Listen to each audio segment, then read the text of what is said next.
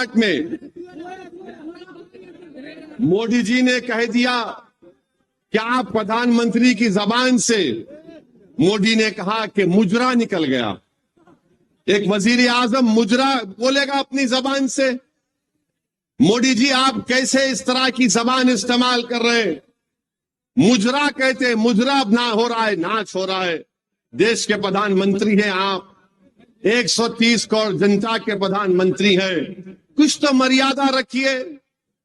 आप वजीर आजम प्रधानमंत्री रहकर मुजरा कहेंगे? फिर महिलाओं का सम्मान आप कैसे करेंगे मोदी जी, बताइए आप। और देश का प्रधानमंत्री कहता है कि भारत के मुसलमान घुसपैठी है। मोदी जी हम घुसपैठी नहीं है। याद रखो मोदी जी, जब देश की आजादी की लड़ाई बिहार में लड़ी जा रही थी उस वक्त, तो लड़ने वाले आरएसएस के लोग नहीं थे, चड्डी पहनकर फिरने वाले। लड़ने वाले हमारे बुजुर्ग थे जो जेल की सजाओं को भुगते, अंग्रेजों की लाठियां अपने सर पर खाई, अपना सब कुछ कुर्बान किया, और आज हमको घुसपैठी कहती है। मोदी जी कहते हैं कि मुस्लिम महिला ज्यादा बच्चे पैदा करती है। मोदी जी झूठ है ये। आपकी सरकार का डेटा कहता है कि मुस्लिम महिलाओं का TFR rate, total fertility rate, बहुत ज्यादा, सबसे ज्यादा गिरा है। और देश के प्रधानमंत्री को हम कहना चाह रहे हैं कि आप जब तक जिंदा रहेंगे और जब तक दुनिया रहेगी, आपने जो हमारी बेइज्जती की और ये कहा कि हिंदू बहनों के गले से मंगलसूत्र निकालकर मुसलमानों को दे दिया जाएगा। मोदी जी, अगर इस देश में अगर कोई हिंदू बहनों के मंगलसूत्र की हिफाजत करने के लिए अगर जान के नजराने अगर कोई देता आया और देता रहेगा तो मुसलमान है। हम किसी बहन के गले से उतरा मंगलसूत्र लेने वाले नहीं है। मोदी जी, क्या हमारी गैरत नहीं है? क्या हम में हमियत नहीं है? कि हम में इज्जत नफ्स नहीं है? कि कैसे तुमने हमारी बेइज्जती करने के लिए इस तरह की बकवास की? देश की जनता देख रही है, देश का वो तमाम नौजवान देख रहा है कि देश का प्रधानमंत्री क्या क्या बोले जा रहे हैं, और बार बार बोल रहे हैं कि मैं आरक्षण ले लूंगा। याद रखो, बिहार के युवाओं को मैं पैगाम दे रहा हूं, जिस तरह मोदी ने आर्मी, एयरफोर्स और नेवी में अग्निवीर की स्कीम को लाए, जिसमें लाकर मोदी ने कहा कि सिर्फ 4 साल की नौकरी रहेगी, उसके बाद तुमको छोड़ना पड़ेगा भारत की आर्मी को, नेवी को और एयरफोर्स को, और तुमको सिर्फ 10 लाख या कुछ पैसे दे दिए जाएंगे।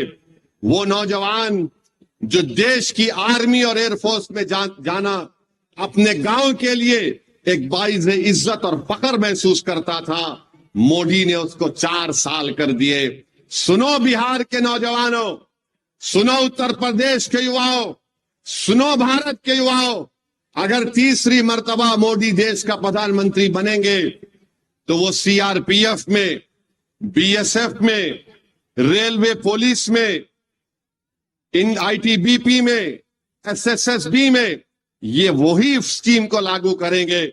जब देश की आर्मी में 4 साल मोदी ने ला लिए, तो क्या चीज रोक सकती है मोदी को कि युवाओं से कह दो कि CRPF में तुम जाना चाहते हो, तुम BSF में जाना चाहते हो, SSB में जाना चाहते हो, रेलवे पुलिस में जाना चाहते हो, तो तुमको सिर्फ 4 साल की नौकरी मिलेगी, उसके बाद पेंशन नहीं मिलेगा, उसके बाद अगर तुम बीमार पड़ोगे तो गवर्नमेंट के खर्चे पर इलाज नहीं होगा, तुम्हारे रिटायरमेंट के बाद तुम्हारे बच्चों की शिक्षा का इंतजाम नहीं होगा।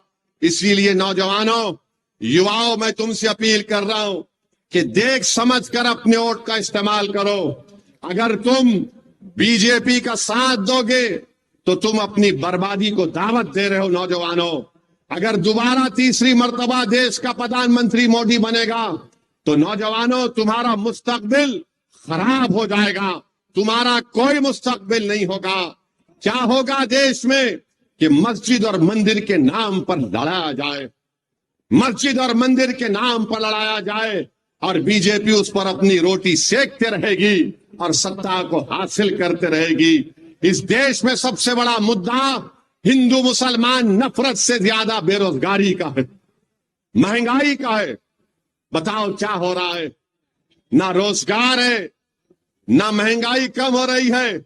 और मोदी जी से आप बोलेंगे तो मोदी जी बोले, अगर आप जाकर पूछेंगे बीजेपी आरएसएस मोदी से कि ओवैसी ने अपने भाषण में कहा कि बेरोजगारी बहुत बड़ा मुद्दा है, तो मोदी बोलेंगे वो लाख डाल देंगे, लाख डाल देंगे, उसको लाख डाल देंगे। मोदी जी, आपने 500 रुपए की नोट, 1000 रुपए की नोट जो गायब कर दी आपने, उसमें कई छोटे छोटे कारखाने हमेशा के लिए बंद हो गए, फैक्ट्रीज बंद हो चुकी हैं। मगर मोदी को उसकी लाख डालने की फिक्र नहीं है। मगर मोदी जी सत्ता में आने के लिए नौजवानों को ये पैगाम दे रहे हैं। तो मेरी आपसे अपील है कि आप 1 तारीख के दिन सुबह के वक्त में निकलकर अपने एक वोट का इस्तेमाल करिए। यकीनन गर्मी बहुत रहेगी, यकीनन गर्मी बहुत है, मगर मैं अपने बुजुर्गों से, हमारी माँ और बहनों से कहना चाहूंगा, ये गर्मा का मौसम है। 1 महीने के अंदर बारिश शुरू हो जाएगी तो गर्मी के मौसम में कमी आएगी।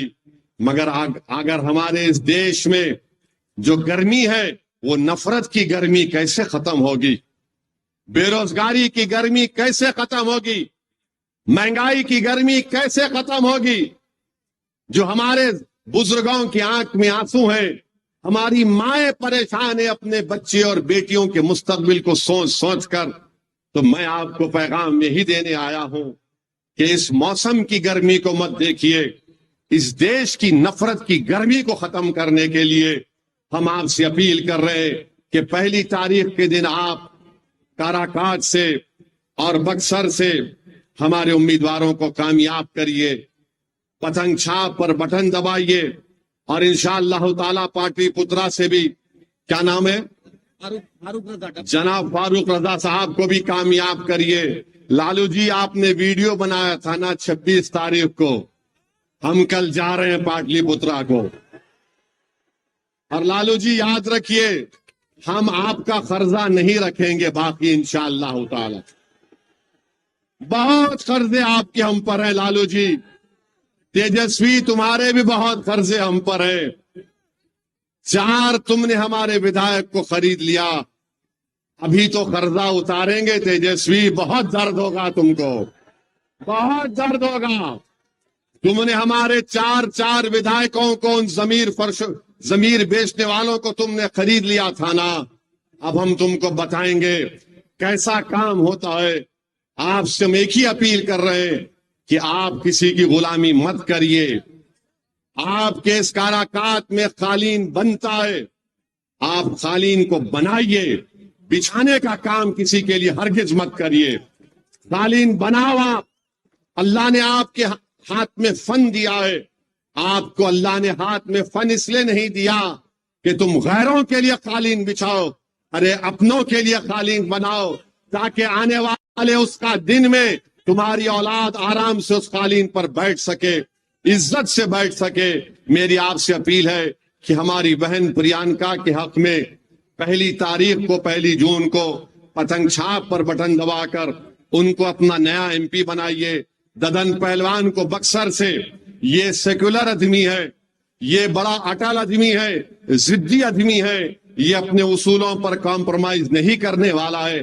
तो यही चंद गुजारिशात हम आपको बोलने आए हैं, आपसे रखने आए हैं। हम उम्मीद करते हैं कि आप हमारी इन बातों पर गौर करके